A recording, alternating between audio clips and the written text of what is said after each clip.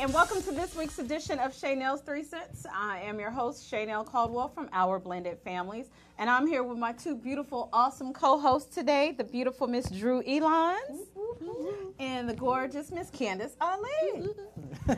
So again, this is our edition of Vote, Vote, Vote, and so of course we're going to be discussing all things local voting, of course county, a lot of the wonderful, interesting elections, and of course all things on our federal level as well. I think that it's really important for us to say we thank each and every one of you that went out and early voted. Yeah, thank you. I haven't yet. That's okay. I'll see you Tuesday. Yes. I'll see you Tuesday. I'll be there at 7. Actually, probably 6:30 after with my 2 cups of coffee and all that good stuff. But again, because this was an important segment, we wanted to make sure that we went right into it so that we didn't lose any content and to make sure that everyone had the information that they need. So before we get started, I wanted to, of course, make sure that those of you that have not been introduced to my wonderful previous guests, that they tell us a little bit about themselves so that you have information about their background. Ooh, okay. Let's see. What do I want to say about myself? Drew Elons. I am happily married. I'm a happy wife and a happy mom. All I can really say about my life is that God is good. I've had the opportunity to serve President Barack Obama in his term, so did my husband. That's why we're here in the DMV. So this has been a great time. And now I'm just doing what I like to do because I want to be able to say what I want to say. I know that's right. I don't work for anyone but myself. And so that is what I consider to be a true blessing because I can be authentically me all the time, anytime I want to. Absolutely, absolutely. Oh, my name is Candace. Beauty number 2. I'm number 2. My name is Candace Ali. I am a certified health coach. I just kind of rolled into this, helping with some of the elections. I am a passionate person about what goes on in Prince George's County. I believe in education. I believe in knowing who you're voting for. I'm a wife. I'm a parent. And I am a neighborhood advocate. So that's how I ended up in this. Absolutely. This thing that I'm in. Yes, yes. And of course, I'm very grateful because we brought you in as a guest because I do know that you're very familiar with things on the county side. And then, of course, my awesome Drew, all things federal. So, again, let's go ahead and get right into it.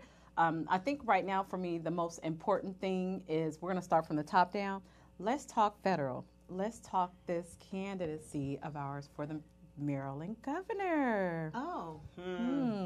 So I was actually on Twitter last night, and I happened to see an awesome post by candidate Ben Jealous. Okay. And we're going to actually see if we can put this on the screen to see his comments. And for those of you on Facebook, we're going to try to see if we can twirl the camera around for you. But if not, don't worry about it because we want to make sure that you're also able to follow on as well. Okay. So Ben Jealous tweeted last night, and it was actually repeated from another entity, but Ben Jealous was able to let everyone know that he is proud to be endorsed by President Barack Obama, Barbara Mikulski, Senators Ben Cardin, Bernie Sanders, Chris Van Hollen, Cory Booker, Elizabeth Warren, Joe Biden, Kamala Harris, and Kirsten Gillibrand. Now that was just round 1 of the individuals that he said he was endorsed by. And so the other folks that he was happy to let us know were also endorsing him were people in the House, Representatives Steny Hoyer, Dutch Ruppersberger, Elijah Cummings, John Sarbanes, John Delaney, Jamie Raskin, and Representative Anthony Brandt. So, of course, he's got a lot of support. Now, in my community, particularly some folks in my church community, there are a lot of us African Americans that are actually supporting the current governor. So what do we think about that? I think based on, even though Hogan is considered a Republican, he does seem to also look out for things that may seem Democratic. He does have Democratic tendencies. Yeah, and he's from the area, you know, and that's a good thing. I can see why people are not seeing too much. We see improvement somewhat, but then there are some things that still need to be improved. So that's where that struggle comes in when you're like, okay, I don't see it being as broken as it used to be, but there's still a lot of things that need to be addressed. So I think that's one of the reasons why maybe Hogan. Then you got a new face, you know, you got a possible new governor, and Jealous. So it's a struggle. So I will vote for him I think. Who is him? Hogan or Jealous? Jealous, I think. And the reason why I say that is akin to what you were saying earlier. He unfortunately hasn't really made a case on why I should vote for him versus voting against Hogan. And I think his hopes is to ride the blue wave. But it's difficult in a situation in Maryland, who is a blue state. And I don't really necessarily believe or buy that Hogan has Democratic tendencies. Mm-hmm. He just realizes that he is, in fact, the governor of a mostly Democratic state. And some of the things that he supported came from the Democratic state legislators. Right. Mm-hmm. And it was so much of an overwhelming majority that he couldn't veto anyway. So I don't want to really give him that much of a pass. So you think we were giving him too much credit for that? We're giving him too much credit. So some of the things that have happened were passed by the Democratic legislator. Mm-hmm. And so when we start talking about being local, we need to make sure that our legislators, not just our governor, but all the way down the ballot, they are ones that are voting according to our issues. Mm-hmm. And that is why the Hogan, who is a Republican, had no choice. He had no choice because if you have an overwhelming majority of a state legislator, I mean, if we went to the federal, if there was something that came apart as a legislation, it's going to be really hard for somebody to veto it. So let's not give him that much of a pass. But for Ben Jealous, his closing statement to the voters here is what he is going to do, not in comparison to, not what hasn't been done, but what is it that he's going to do. I was watching the news the other day. I'm trying not to watch too much news because I get mad and, But I was watching this the other day, and there is, I think his name is Mike Epsy out of Mississippi. He's running for senator. And it's Jackson, it's Mississippi, and it's the South. Mm-hmm. But one of the things he was quoted saying was, someone said, "Oh, you're going to be the first black to be the senator from this state since Reconstruction." He said, "I'm not running for what I can be, because I'm already who I am, but I am running for what I can do." Okay. And to me, that sounds that rings volumes, because we need to know what you're going to do. It doesn't matter if Ben Jealous is going to be a black governor. That's awesome. As black people, we're so used to every few often we're going to have somebody going to be the first or something because of how the glass ceiling is around black people. So, okay, yes. Right. But what are you going to do? When President Obama ran, he talked about what he's going to do. He didn't talk about being the first black president. Everybody else did. We did. But he talked about what he's going to do.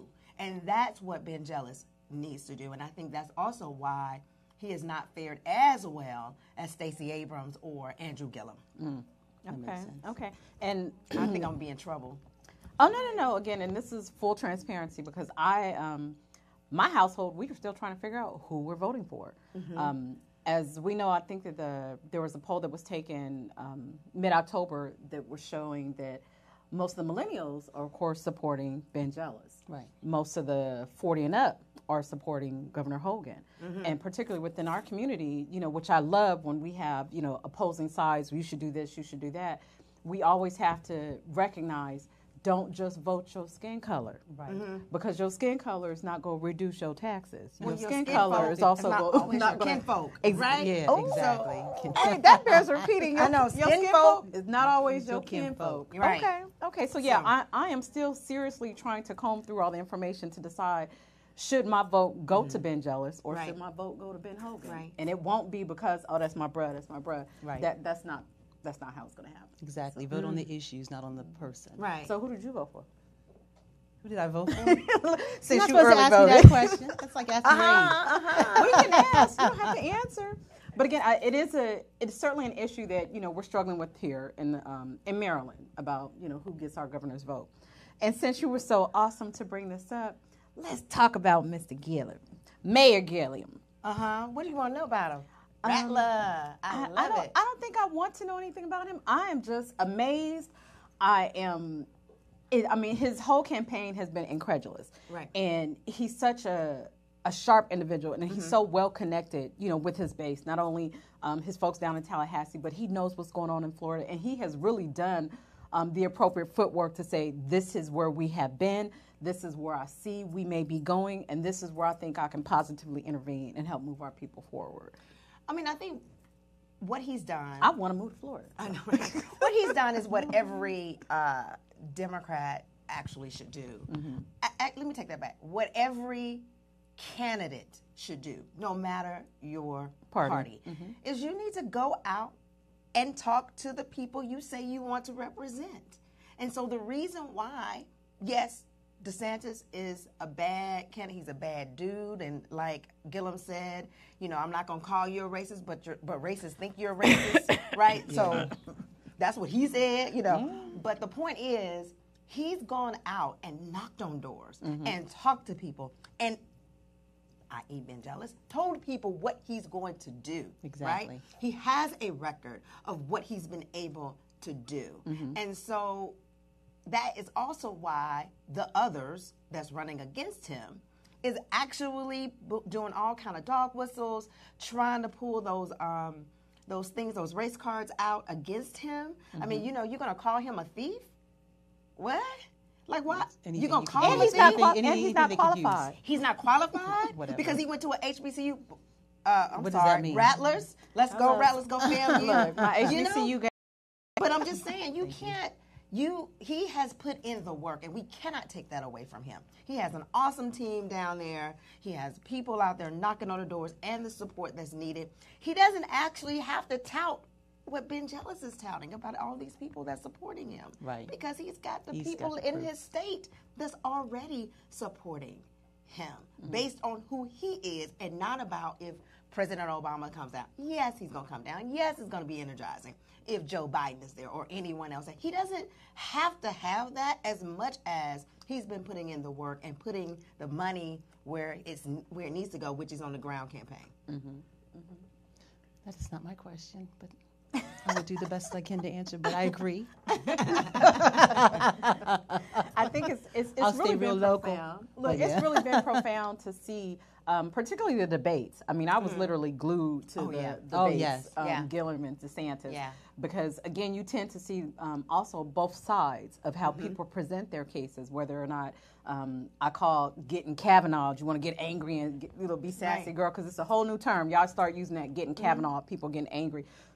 Reflection on Steve King's questions the other day about being racist. But it's the style, and this is who you want to represent you, someone that gets angry and reacts as such, or do you want someone that can be calm and level-headed, be like, okay, I don't appreciate what you said, but I'm still going to respond accordingly and respectfully, and we're going to deal with the issue. Right. So. I mean, I think you're absolutely right. One of the things that I love about Gillum is that swagger, right? And so, I can't wait to see him in the tan suit. I know, right? But when you compare, right, and I feel like all black people, in order to justify your blackness, there's not a certain way you got to act. I mean, you just got to love black people. You need to understand who we are as a black person. But, I love the different styles between President Obama and Andrew Gillum. Because what Andrew Gillum is like on Twitter, because he knows that's where Donald Trump likes to be, and he does not deserve the title president. But that's where Donald Trump is, right? And he talks about Andrew Gillum without adding him on Twitter. And so every time, as if he's not gonna see it. If you don't add him, he may not see it. He's scared. You know, a lot of bullies are in fact scared, right? And so what happens is he goes back and says, "You must be a coward if you can't at me. If you're gonna talk about me, at me, man up, right?" And that's so. I think that's his particular style, and that's good. And I love Stacey Abrams' style, right? She doesn't have to deal with you. I can just say who I am and continue to talk about what I can produce, what I've done, and what I will do in those roles. So I feel like what I love about the three candidates, and I can say that that's running for governor, black candidates is running for governor, is there are different styles. I just really wish that Ben would give a little bit more about what he's doing. I mean, I can go to his website. That's how I do. I will go to his website. I will read through what he's saying he wants to do, but everybody's not. So you need to be that person, an effective communicator for yourself to get that information out. You know what I think about when it comes to Ben and versus the other candidates is that he didn't exactly, he doesn't have a true connection, you know, because he's not truly from the area. And even in his debate, all he did was talk about what his family did. If you heard him, he said, my father did, my grandfather did, my mother did, but it's like, well, okay, you had to be there because your family was there. Right. So I think it's more like, okay, I understand, I hear you, but what do you really know about this area that you're running for? Because he's tried in other areas. Right. So what do you know about the area that you're running for? I mean, down to the depths of knowing the people, what their issues are, where they came from, truly. So he didn't really bring those points in his debate. Right. So is because he relying too he much on doesn't- his NAACP background to say that everyone's going to vote for me because of such? I'm going to pass on what really first came to mind. But what I will say is that he didn't put in the work. You can be a transplant and come into a state, into a city, into a community, and win the people over. I agree. And he just did not put in the work. And for the millennials and the younger folks, younger than 40, you know, I'm saying we like I'm still younger than 40. Yeah, we you can say we. But we have this It ain't view true, of the though, world. but- We are global, right? So it didn't really matter about Ben not being From from the here. And they felt more engaged about what, you know, I guess he's articulated what he's going to do. Or maybe they just feel like it's just time for something new. Whatever the case may be, I just feel like for him, he didn't do it. It's not, you can't rely on what others did. You have to go say, I'm going to do this. I've talked to you. I've held community meetings. I'm listening. You know, and And we're looking at it from 3 different points of views. Like you have the millennials, you have the mid-age, and then you have the retirees. So the retirees and the middle age may not see it the same way. Because the millennials are saying, what am I getting out of this? I can't afford to move out of my house. You know, who's doing this? It must be the people that are there now. That's how they're looking at things. They're seeing economy to be messed up because they're not benefiting from it. So they want So they somebody probably new. want that immediate change. Exactly. They want somebody new. So that's what I'm hearing. Yeah, I think it's going to be, it's definitely going to be an interesting race to see how things pan out. But I also think more importantly, and I say this with all love, my good friend David Grogan, he was running for the office of the sheriff, and when it came down to the primaries, unfortunately he wasn't selected. But that has not stopped him from remaining active, from remaining involved, and making sure that he's doing his part and holding others accountable. And that's what I'm really hoping that whoever gets in, even if Jealous does not win, I want to know, are you going to stay around? Thank you. Are you still going to support? Because there'll be another election. You know, you may have another 1300 opportunity. days. There may be another opportunity, and that's what I'm watching. I'm watching a lot of the candidates because, you know, of course, conversation, we're getting ready to trickle down into the local. But I'm watching those people that weren't selected by the popular vote to go forward on the ticket. I want to know what you're doing now. Or are you just on Facebook, you know, and Twitter writing nasty comments because you didn't win? Are you still involved in the community? Are you still trying to support the women's issues, you know, men's issues, LGBT issues? That's what I need to know. I need to know, because it's not always over. It may be over right now, but if you're a true community advocate and you truly meant what you said about your platform, I'm doing this, I'm doing that, then I need to see you do it.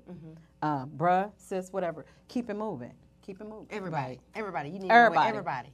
No matter what side of the aisle, we need to know what you're doing. Right, and we need to be conscious of that, you know, and especially, or not especially, but particularly here in Prince George's County, because we still see everybody's signs, you know, that are, nobody took anything down and all that. They good didn't stuff. take I got like down, all the girl. little sample ballots from back in the primary that we were supposed to pick exactly what was on those. So I'm looking like, yeah, we still see you. And when I see your flyer, I'm be looking, I will remember that 6 months from now. Look at all these. To make sure that you're at these open houses, to make sure that you're at these panel discussions and issues within the area. Got them all. Because we were hit with about 50. Hey. Look, did you get the real ones or the non-real ones? Both. I got a combination of kind of real ones. Okay. So since you also brought up Stacy, I think it's also important for us to note the trickery behind the polling issues. I also know that you recently had a trip back home, and there are some issues going on down there. Do you want to talk a little bit about what Georgia, you see? I'm from Alabama. Well, that's right. That's You right. mean the South, but you see, and you were able to witness what's going on, and there were a lot of talk down there about that. Well, I think, I'm going to attribute this to my husband. We were talking the other night, and he said, as far as the Republicans are concerned, or the GOP is concerned, is their motto basically is, if you ain't cheating, you ain't winning. So their goal is to keep people from voting because they know they don't do what they need to do. Go talk to their constituents, go out, knock on doors, etc. They rely on the other money. They rely on whatever Trump will say. They rely on people to trigger anger, resentment, and fear. They rely on all of that. They don't want to go out and say, okay, let's vote. Because if people actually vote, if everybody get out and vote, they know likely They're not gonna. they might not be successful because they haven't done their job. Because why wouldn't you want everyone to vote? Why wouldn't you want to hear from the people who you say you want to serve? Right. And that is a problem. You have that type of issue in Georgia, and Stacey Abrams knows all too well about the trickery they're going to try to do. She's got all kinds Shouldn't she talk to the person that's in charge of all the voting stuff down there? We can't because Brian Kemp is running. Oh, it's Brian Kemp. Yes, and he's running. But it's happening there, but we can't even begin to think about where else it's happening. I mean, even in, that saying, get out of Dodge. So Dodge City, Kansas. Dodge City. Yep. Dodge City, Kansas is like 85% Hispanic. They say, the county clerk says that the Civic Center, the only polling site that has 13,000 people that vote there, is closed because it's getting renovated. And then they're taking it miles away in order for you to vote. And many of those people can't even vote. I mean, they can't get to the place. They don't have the car. They don't have ways to get there. So, and actually a judge just struck down the ACLU to say, lawsuit. You can't, if we change it back to somewhere in Dodge City, they might get confused. No, they're not. They're not going to, believe me, they're not. They won't get confused. They need to go to it the won't be closest confused. location. But that's what they're trying to do. And guess what? The guy that's running for governor also in that state of Kansas is Chris Kobach. And he is the one who is also reporting for voting. So all of this, what it all says to me is that we, especially black people, have been derelict in our duty in exercising our right to vote. Absolutely. And not just in the presidential. Oh, we get that. We get that for every presidential. But not for down the ballot. Local. So when you guys are talking about local, that is key because if the state house, that's why the lines are redrawn. Right. Because the state houses around the country have been governed by Republicans, and they've redrawn the lines in their favor. The federal folks to be in favor. So now that's why they have somewhat of a majority. Right. That's why you have to have moderate Democrats in some of these positions because of how the lines were already drawn. So we need to understand for midterm, not just for the congressional districts, but also all the way down to your mayors, to your county clerks, to your county, what we call them, county commission and whatever we call it here. Like all of that is very key. That's where you feel the immediate impact of policy is at a local level. Exactly. And then it trickles up. Then you get federal things. Then you can see all the other stuff. But we locally, can say no. We can say no. I mean, because a lot of the stuff that's happening, not only within the president's area, but also everything that happens in Congress. But again, if we have put the appropriate people in place, whatever he says is like, yeah, like you said, we can veto that. We're not saying yes. We're letting that stuff go. But again, when we don't push our people in those areas, there's nothing that we can do. And so I think it is important for us to make sure that we're out there putting our people into the House and making sure that we have fair representation there so that we can go to that next level. So whatever, Mr. Crazy Horse says, we're like, yeah, okay, we heard you, but this is what we're going to do moving forward. Right. So, and I know that you are also very heavily involved in helping out at the polls and the voting. It really hurt my feelings, and I actually thought about you. Rachel Maddow on her show the other night, they actually showed that particular polling place that was closed due to construction. Yes. There was no construction. No. They didn't have a They're having a sign Christmas up. bazaar. They didn't have a truck. And Wow. again, hot mess. Ugh. I think That's- it's really something that we have to be involved in. So can you tell us a little bit about the importance of helping out at the polls and making sure that, you're letting your people know whether or not you're door knocking or you're handing out signs or doing waves and things like that? Well, I can say I'm working with educating people about their vote. Mm-hmm. So even though people come knocking on your door and handing out information, you still need to go and do your own research. You need to do your due diligence, because it's important that that day is not enough. That day that they come see you, the day that they're at the polling station, that's not enough. You don't give yourself enough time to really understand how it benefits you, because people are going to say what you want to hear. Mm-hmm. They know pretty much if you ask the question, what about my schools? Well, we're going to better the schools. What about my garbage? They're going to help your garbage. They're going to do whatever they say. Whatever you say at that time, they're going to answer pretty much yes. Or if they may not know the answer, and they'll say, I don't know the answer, but when are you going to get your answer before your vote? So the last minute, usually what happens is a lot of the information on your ballot is put out there in August, way before Election Day. Mm-hmm. So you really had a lot of time to do your research. And you got your little probation period. You got your little 90-day probationary period. Yeah, starts to exactly. search. And a lot of people are shocked, because when they get to the ballot and they're looking at these candidates, they also realize there's questions on your ballot that Yes. they never did their research on. Yes. So I would say, if you can, before, like during the primary, if you can do some door knocking for a candidate you believe in, if you can go to their site and call them way before election. I mean, their numbers are on their website, their contact information is usually on their website. They're actually, the League of Women Voters did an excellent job as far as letting people know about some of the debates that are happening in the area. Debates are powerful. Once you see the debate, you'll really make a decision at a debate, because then you'll start, you see it one way, just like with the debate of the governors, the governor race. I was looking at one, and I'm thinking to myself, oh, I didn't know that about the other person. And then you see the arguments, well, you say this, but it's really that. And you thought, before you even looked at your ballot and all the wonderful, beautiful literature they pass out, you thought one way, but then the competitor is saying, that's not right. That's not what we thought, or that's not what you really did.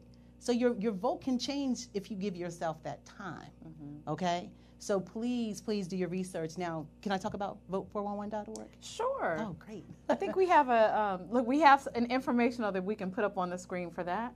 And we'll see if we can pull that up a little bit. But while we're trying to do that, see if you can go right into it. Well, the League of Women Voters has this site called vote411.org, and I love it because you can actually put in your address, your physical address, and it will pull up a little sample ballot for you. And not only that, it's from a nonpartisan point of view.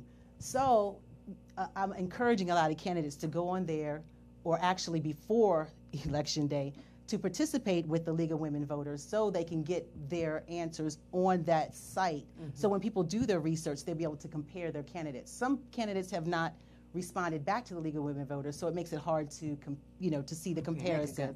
But there are some candidates that did respond, so you can get some kind of idea where they're coming from about certain issues like schools and community centers and the developers or things that are going on in your neighborhood. But this vote411.org actually is not just for Prince George's County, it's for the United States. So when you plug in your information, if you live in DC, if you live in Wisconsin or whatever, you can actually see your ballot. And like I said, there's questions on that ballot too. And I always tell people, Questions like what? oh my goodness, y'all. A couple samples for us. Look, this is my ballot here. It's all marked up, y'all. See, I marked my ballot up because thank goodness for vote411.org, because I didn't know they were going to be on that. I saw them on there, but I didn't know that the information on these ballots that you get in the mail that are look like newspaper, the information there is very, very, very vague. So they're just going to give you a quick scenario of what is going to happen, what they're looking to change. But on vote411.org, it actually breaks down the questions. Like one of my questions was, do we want same-day registration or same-day voting? So which means you can register and vote on that same day. Do you want it? Don't you want it? Then on vote411.org, it actually tells you the pros and cons of voting for or against. I Again, love all that. nonpartisan. All facts. exactly, Just the all facts. facts, not edited. Then another question that they had was, which I thought was kind of cool for PG County, and I'm telling y'all to pay attention. Question I on my ballot mentions about the council audit. The county has an audit. And this is how I interpret it. I always tell people this is how I interpreted how I did my research, but it's up to you how you interpret it. But there's a section in where they're saying the county executives will, from the audit people, whoever they are, to get, now it says all the information about what's being dispersed to all the, when the money gets to the state, what gets dispersed. They want to change the word to selected places they want to audit. And I'm like, why would you go from all to selected? But on the question in the ballot that you get, it doesn't really say that clearly. But on vote411.org, it actually breaks it down to what they're going to try to add to the wording and what they're trying to take away from the wording. Pay attention. So basically, they're trying to mess with our money. And To me, it looks like they can actually do that. Like they're giving the audit board a power to be able to say, we're not going to audit these people, these agencies. We're only going to audit certain agencies. I don't know. It's not clear to me. So to me, I'm going to tell you straight up, I voted no because it's not clear. Why would I vote for something that doesn't have any more information other than this vague, we can select? Select what place? Who's going to be doing the selecting? Exactly. Yeah. So I'm telling you, I don't think, according to this paper ballot, it's very clear. I think you really need to do your due diligence and look at vote411.org. Also, if one thing I also love about this 411.org, I keep saying it, 411.org. That's right. It also talks about if your question A through K, I believe, it talks about where the money's going to be dispersed or where it's going to go. So you actually have a list of the roads that are being built, some of the bridges that need to be repaired. They actually show you the streets and what they're trying to do, what areas. They also talk about the Shepherd's Cove Women's Shelter is another one that money is supposed to be real hot. Yeah, isn't it? That's But real say hot. they do selected auditing and the money doesn't really go there. How will we know what was actually put into that shelter and what was, it kind of, you put money there, but is all the money going there? Is the right amount going there? Is it being accounted for? You gotta read your questions. Absolutely. Yeah, but there's a lot of the EMS, fire department, all that stuff is on your ballot, y'all. Y'all got to do your research. Absolutely. We certainly need to stay tuned. And with that, we're going to take a quick break, and we will be right back with this week's edition of Shaynel's 3 Cents.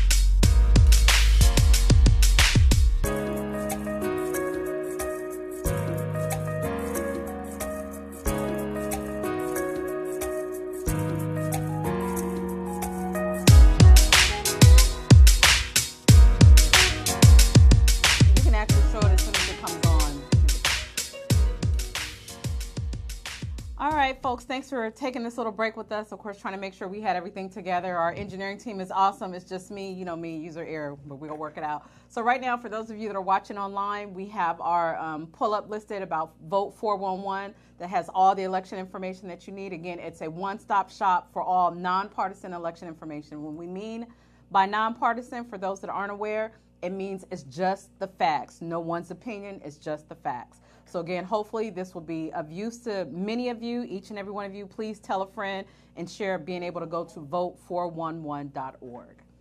All right. So as we go back in to wrap up the show, did anybody see the awesome Miss Oprah the other night? Oh. Yes, yes. It is so interesting to me because we've been saying for some time that this is truly the year of the Black woman, because there has been so much historical evidence that we have really got out there and participated in so many grassroots efforts to make sure that we're getting women where they need to be, getting our selected male candidates out there, but again, just being so heavily involved in making changes in our community. And so to be able to have our own designated queen, because we call her Queen Oprah, but to be out there, I thought that it was so powerful what she said. And I didn't hear her say anything that would have been detrimental to anyone, but again, it was just the facts. The fact is, you need to vote. And when you don't vote, it is disrespectful to your ancestors, and more importantly, your grandmother. If you are a baby boomer, they know about these things. They actually, if not themselves, their parents struggle to be able to vote. Their parents struggle, and their relatives and some people that are still alive, some of them that are still alive that weren't able to vote because they said, oh, well, you messed this up so you can't vote. Well, you came late, so we're not going to let you vote. I mean, just the drama that our people have suffered historically, being able to vote and just voice your opinion and try to affect change in your community. And so I do find it disrespectful when I talk to people about voting. I'm like, well, did you vote? Did you vote? And I think you mentioned that earlier, Drew. We vote for the presidential elections, but we need to be more conscious that when there's an opportunity to vote, you need to show up. And you need to show out in groves. Get your friend, get your bottle of wine, whatever it takes, get a bucket of chicken, whatever it takes to get your group together and go vote. And again, full transparency, for a long time, I didn't realize the importance of, local voting and, county elections. I'm like, oh, okay, we're voting for this. Yeah, we'll get it taken care of. Oh, we're voting for this. Yeah, we'll get it taken care of. But again, when you have that knowledge, you need to utilize it. And now is certainly the time. If there was never a time for people to get involved and start voting, now is the time. This 21st century stuff, we need to get it moving. And not just now, but now forward. Moving forward, absolutely. Well, I think at the end of the day, we need to be more proactive than reactive. Thank you. And a lot of times we, especially our community, we're reactive as it relates to any part of government. So we react because Mike Brown was shot and killed and left on the ground for hours for jaywalking by the people who were supposed to protect and serve. So you react. And now, granted, they reacted well because they kicked out the prosecutor and elected somebody else, so they continued the process. They sustained it. But just think, prior to that, the oppressive fines that were there, all of those type of things, and if you had people in place and you continued to vote, then you would have an excellent representation of not only yourself, but of people who are going to put forth policies that need to be changed or policies that will enhance or help your community or your ideals. And so when we think about it from that perspective of we need to be proactive, going out to vote. Being proactive is I've read it and I'm voting. I'm making sure my voice is heard, that this is who I want to represent. That's really what you're saying when you vote. When you vote, you're saying, I believe that Shaynel is going to do all of these things, even if it's stuff she said she was going to do, or even things that I think she's more amenable to what I believe should happen in my community. But we cannot stop there. Right. So after we say, okay, we're going to vote for Shaynel, we can't just say, oh, so now she's there, we expect her to do everything. No. we have to stay on it, just like your child. When you tell your child to do something, you have to stay behind them. But when you elect somebody in government, you have to continue to advocate. You need to make sure that they understand that I voted you here, I put you here, and these are the things I expect you to do. Either things you said you would do or the things I expect you to do. Right. So we've got to continue the advocacy piece because that's also where we fall short. And that's one thing to add on. A lot of times, everything is kind of broken up. Like you have the school board information here, you have the county council information here, you have the legislation information here. It becomes overwhelming to a lot of people because once the vote has been in and once the person has been selected, then it becomes how do we keep up?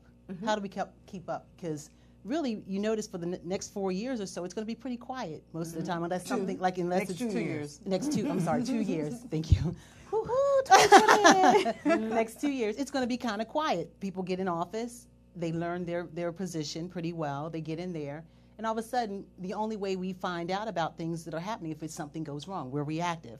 But I was going to bring up the smartvoterpgc.com and other. What you can do is go in and actually keep up with things that are happening in your neighborhood. When you see that there's going to be zoning changes, if you see that there's going to be a school board meeting, go participate, find out what's going on in between elections. Then you can see if that person's going to show up and fight for the things that are going on between the elections, not wait until the week of the election to find out what's going on or waiting for the debate. You can actually see the progress.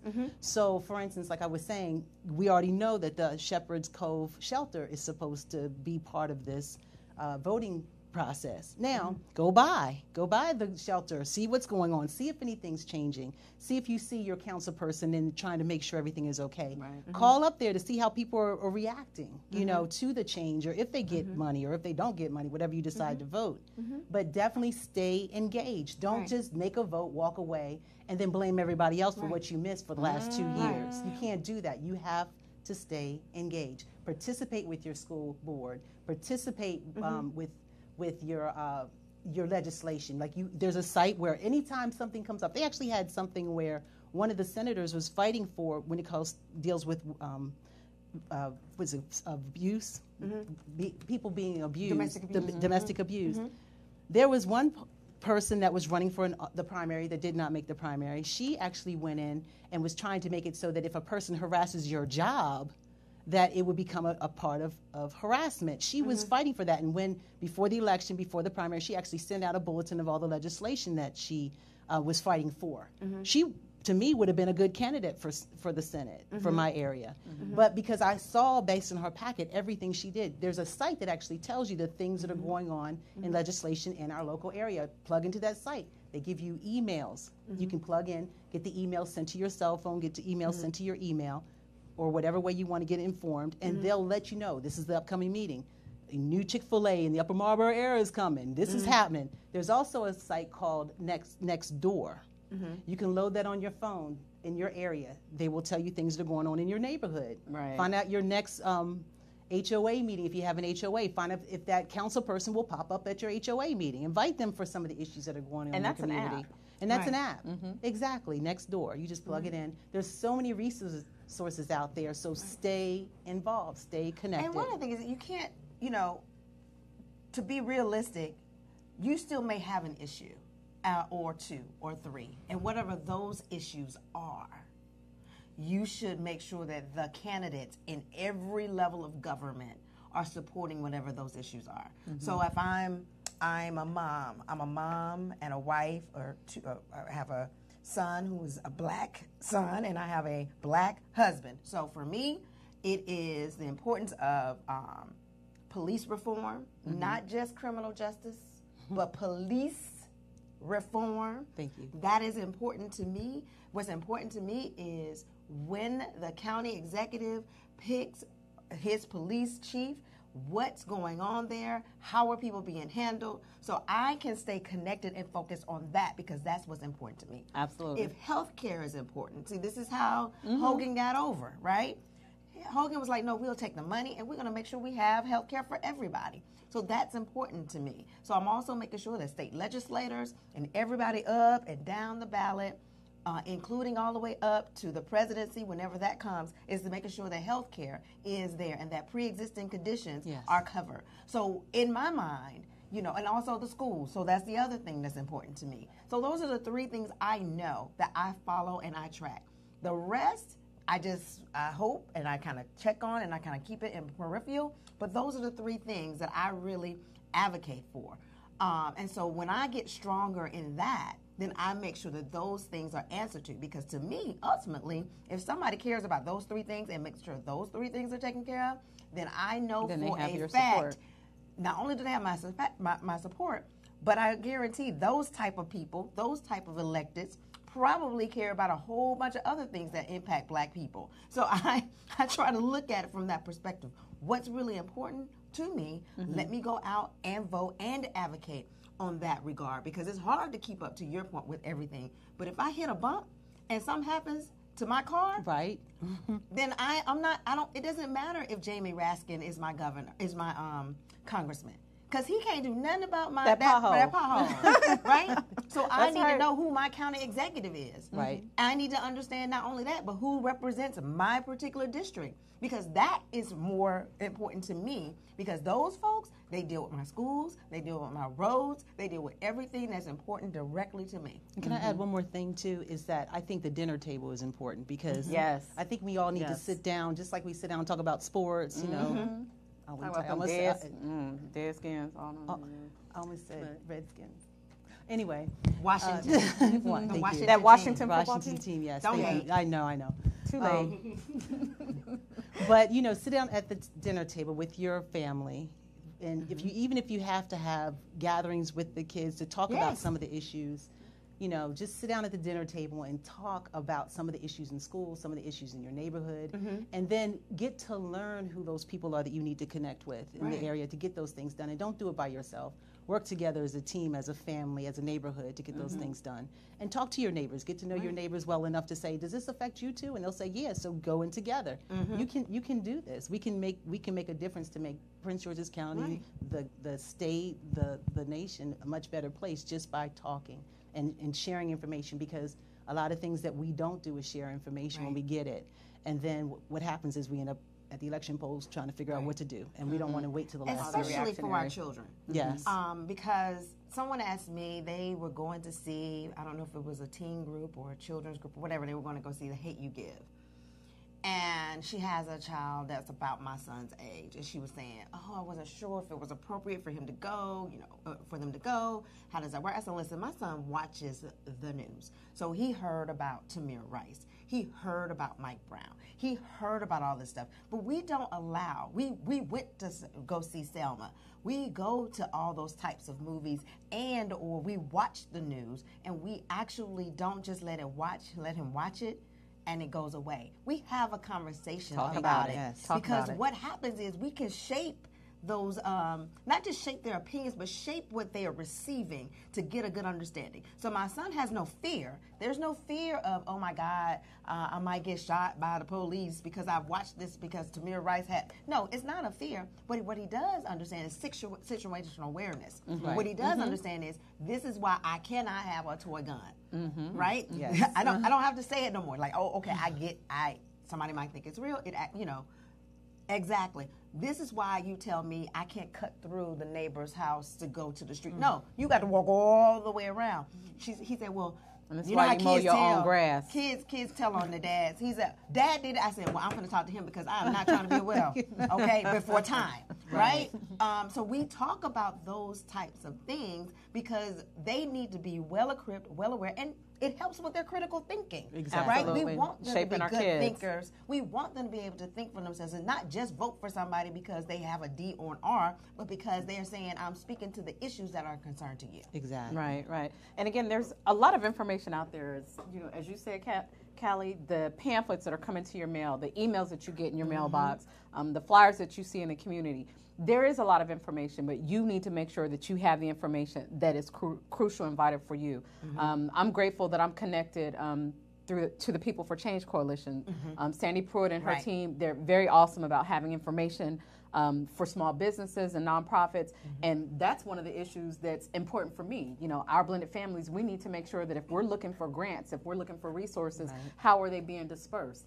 And they had an awesome platform and informative meeting about, hey, did you know that these same people were getting these same grants? Did you know that they were not checking to make sure that the grants were being properly utilized? If they said they were going to do this, that those things were actually followed through upon.